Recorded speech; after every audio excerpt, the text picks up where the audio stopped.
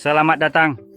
Di depan saya ada Xiaomi 15 dan hari ini saya akan melakukan unboxing serta melihat sekilas perangkat ini beserta spesifikasinya. Jadi, saya ambil pisau kecil saya, mari kita langsung mulai tanpa membuang waktu. Dan di dalamnya kita mendapatkan sebuah case yang sangat tebal. Atau bukan case, tapi seperti paket ini yang tidak berisi charger dan hanya berisi harapan saja. Dan sebuah case. Tidak ada yang benar-benar luar biasa di sini, kecuali ukurannya, di mana sebagian besar produsen biasanya hanya membuatnya setebal case yang memang ada di dalamnya. Tapi Xiaomi ingin menipu Anda agar terlihat seolah-olah ada charger di dalamnya, padahal tidak ada. Dan mereka punya keberanian untuk mengelabui Anda dengan alasan bahwa ini demi lingkungan, karena kita semua mudah percaya. Nah, sekarang mari kita lihat ponselnya sendiri. Begitu saya menjatuhkan semua benda di sekitarnya, ternyata ponselnya lebih kecil dari yang saya duga. Itu dia. Melihat? Jadi ini S25, yang ini kecil, dan Anda bisa lihat ukurannya sedikit lebih besar dari S25. Kelihatannya cukup bagus dan modern. Bezel kami sangat kecil. Dan masuk ke spesifikasi yang seharusnya sudah saya buka, tetapi saya tidak melakukannya. Mari kita coba mendapatkannya.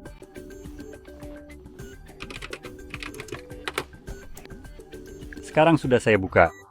Kita melihat layar berukuran 6,36 inci dengan resolusi 1200x2670 pixel, layar LTPO AMOLED, refresh rate 120 Hz, Dolby Vision HDR10+, dan kecerahan puncak 3200 nits, serta rasio layar ke bodi 90% dengan kerapatan pixel 460, dilapisi dengan kaca pelindung Xiaomi.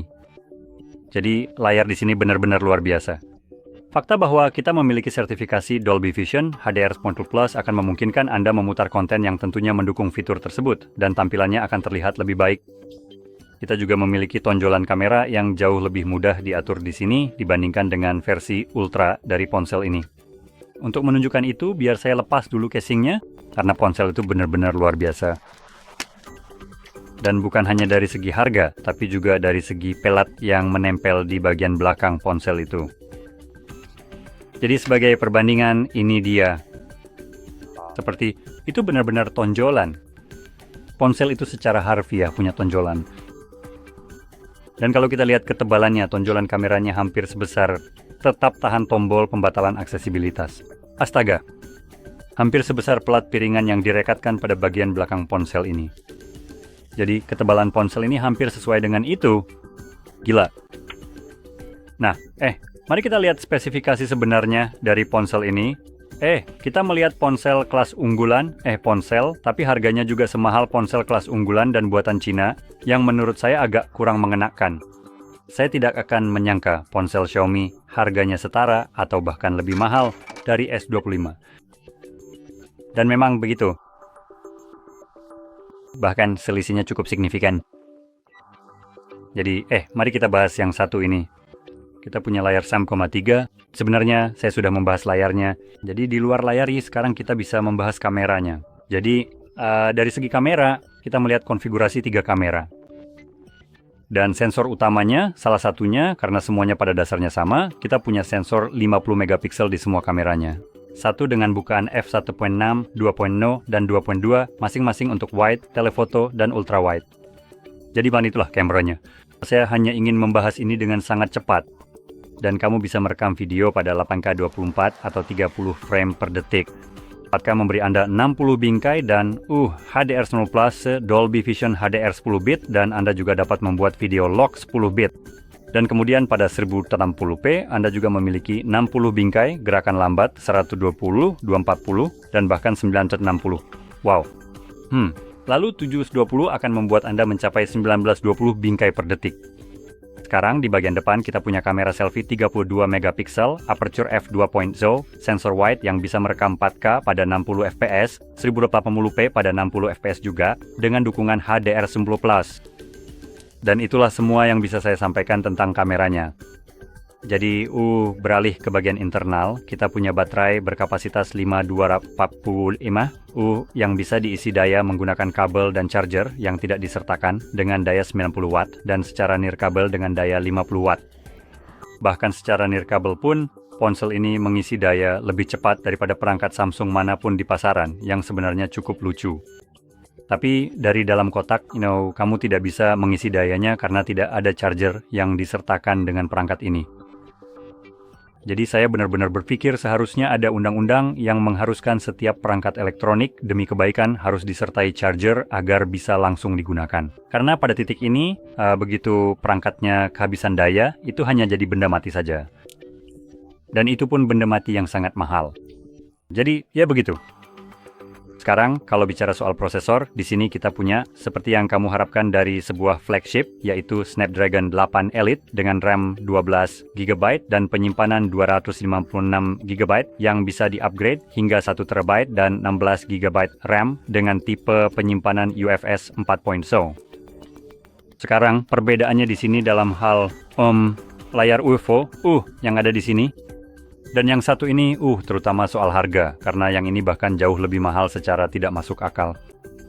Tapi dalam hal kamera, jelas kita punya sensor 200 megapiksel di sini dan baterai yang lebih besar serta penyimpanan yang lebih cepat di sini, karena yang satu ini menggunakan tipe penyimpanan UFS 4.1 yang akan sedikit lebih baik dalam hal kecepatan baca dan tulis. Jadi, ya. Sekarang, dalam hal kualitas build, ponsel ini sebenarnya terasa cukup bagus.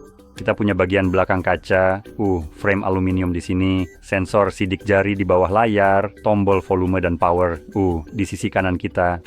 Di bagian atas tidak ada apa-apa, bahkan IR blaster pun sudah tidak ada lagi entah kenapa. Lalu di sisi kiri, lagi-lagi sisi yang bersih, kita hanya menemukan antena. Jadi ada beberapa, satu di sini, dua di bagian atas, tiga lagi di sisi kanan dan dua lagi di bagian bawah bersama dengan port pengisian USB tipe C, speaker, dan tray dual SIM. Dan itu aja. Perangkat ini terasa nyaman di tangan, saya ingin menekankan itu. Ponsel ini memang terasa sedikit lebih berat menurut saya dibandingkan dengan S25. Dan perangkat ini tetap terasa nyaman di genggaman. Jadi menurut saya itu sangat penting ketika Anda akan sering memegang perangkat ini. Selain itu, dari segi ukuran, perangkat ini juga memiliki bentuk yang lebih ringkas dan kompak, lebih kecil dibandingkan kebanyakan perangkat yang sekarang berukuran sekitar 6,68 inci. Jadi jauh lebih mudah untuk dibawa di saku Anda. Jauh lebih mudah untuk digunakan secara maksimal, dan secara pribadi saya memang lebih suka perangkat yang lebih kecil seperti ini. Jadi perangkat ini cukup bagus. Sekarang, hal yang paling mencolok di sini adalah harganya, karena perangkat ini dibanderol lebih dari 1.000 $1,000 setelah pajak. Dan untuk harga sadagunan untuk sebuah perangkat Xiaomi itu cukup sulit diterima karena bahkan seperti yang saya sebutkan, S25 saja tidak semahal itu. Perlu diingat, kameranya mungkin tidak sebagus yang ada di Xiaomi, tapi Samsung memang berusaha keras dalam pengembangan perangkat lunak untuk kamera dan juga perangkat lunak untuk ponselnya sendiri yang pada akhirnya memang cukup bagus. Tapi saya membayar perangkat ini sekitar $700. Ini juga merupakan versi dengan penyimpanan 512 GB, sedangkan yang satu ini jika dibeli baru harganya lebih dari $10.000 dan hanya dilengkapi dengan 256 GB penyimpanan. Jadi bukan hanya saya membayar lebih murah, saya juga mendapatkan lebih banyak. Dan untuk hal-hal seperti prosesor dan sebagainya keduanya kurang lebih sama. Satu-satunya kekurangannya adalah perangkat ini hanya mendukung pengisian daya yang sangat lambat, yaitu 25 watt. Rasanya hampir seperti penghinaan memiliki ponsel dari Samsung saat ini yang mengisi daya secepat ini. Dan jika ponselmu memang berisiko meledak, ya ampun, menurut saya kamu harus ambil risiko itu dan entah membuat ponsel yang lebih baik yang tidak meledak atau ya sudah mundur saja. Karena di tahun 2025, ponsel-ponsel sudah mengisi daya dengan 120 watt, sedangkan perangkat ini hanya 25 watt. Jadi jelas ada yang salah di bagian ini. Tapi secara umum, jadi seperti yang saya bilang, dari segi harga ini sedikit lebih terjangkau. Setidaknya menurut saya mendapatkannya dengan harga lebih terjangkau. Dan menawarkan hal yang kurang lebih sama. Samsung, seperti yang saya sebutkan, memang punya perangkat lunak yang lebih baik, menurut saya. Jauh lebih matang. Mereka punya waktu jauh lebih banyak untuk mengembangkan itu dibandingkan Xiaomi. Jadi, itulah maksud utama saya, di mana perangkat elektronik ini yang harganya lebih dari selirin rasanya terlalu mahal dan tidak sepadan untuk sebuah perangkat yang dari segi perangkat lunak dan kualitas keseluruhan yang ditawarkan tidak sebaik produk-produk dari Samsung. Dan juga karena ini buatan Tiongkok, sebelumnya ponsel-ponsel seperti ini memang lebih murah dan tetap bagus, dan itulah keunggulan mereka. Tapi sekarang, ketika mereka mulai menyamai harga Apple dan Samsung, saya tidak akan memilih ini jika saya bisa mendapatkan sesuatu seperti S25 hampir Ultra dengan harga subsidized. Nah, itulah kisaran harga yang sedang kita bicarakan. Jadi, mungkin bukan Ultra, tapi kalau kamu bisa dapat penawaran Ultra, ada juga orang yang menjualnya dengan harga bagus. Dalam hal ini, jelas saya akan memilih Ultra daripada yang satu ini kapan saja. Ini Samsung dibandingkan Xiaomi.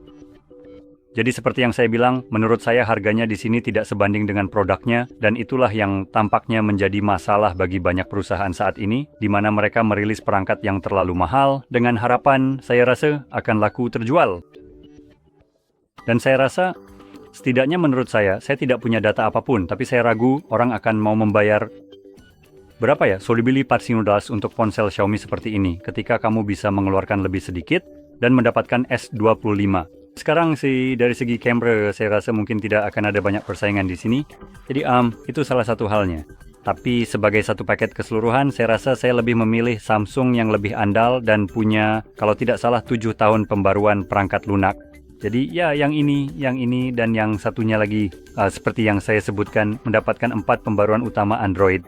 Jadi sedikit lebih sedikit. Tapi bagaimanapun juga, ini sudah merangkum semuanya dengan sangat baik. Jadi, kalau kamu merasa video ini sangat bermanfaat dan memberikan banyak informasi, jangan lupa untuk memberikan like, subscribe ke channel ini, dan terima kasih banyak sudah menonton sampai akhir